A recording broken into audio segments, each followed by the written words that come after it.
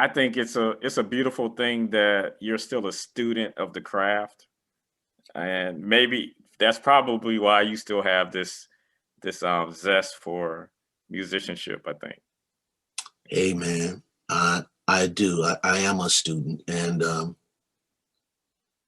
I say that with the most humble of perspective that I can, because I was just listening today. Let me go back. Now I tell you what. Before I say that, I'll say this.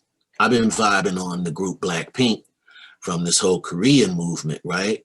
Hmm. It's K-pop movement, and then there's this group Blackpink. These girls, I really dig what they're doing. I like their producer Teddy Parks, and so it might be that blues thing I'm into, like, I mean, it's just man. And then all of a sudden, I'm like, yo, man, I'm into all things Thelonious Monk, Uh-huh. and I'm vibing on Thelonious.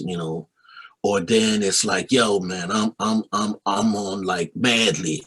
You know what I'm saying? Um, for me,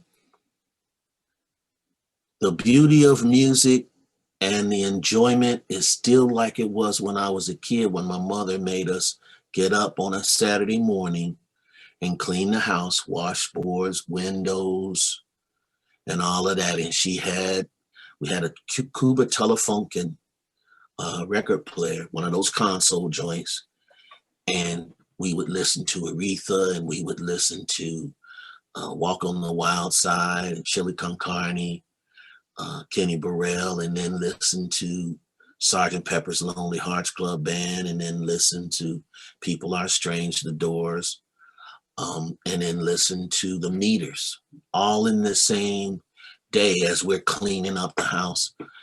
That's never left for me.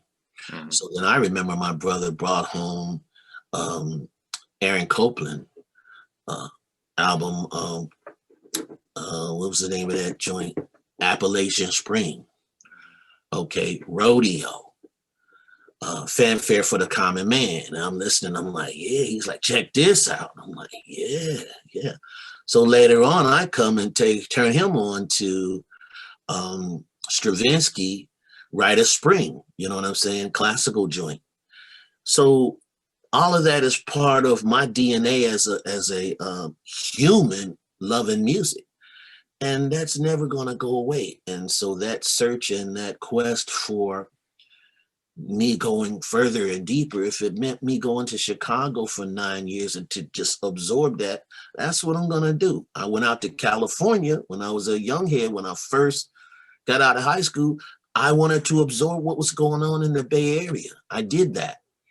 And so, for me, when I'm challenging myself and I'm pushing the envelope for me, may not be pushing any envelope for someone looking at me, but Right. for when I feel like I'm doing my thing and I'm going forward and pushing, that's when I'm in my element. And that may not work for everybody. I'm not saying one size fits all or anything. There's no good or bad either way anyone sees it. Um, Everyone has to do what makes them feel good and puts them in the best position to do their best art. For me, constant in search of the next thing is when I'm on my game. Mhm.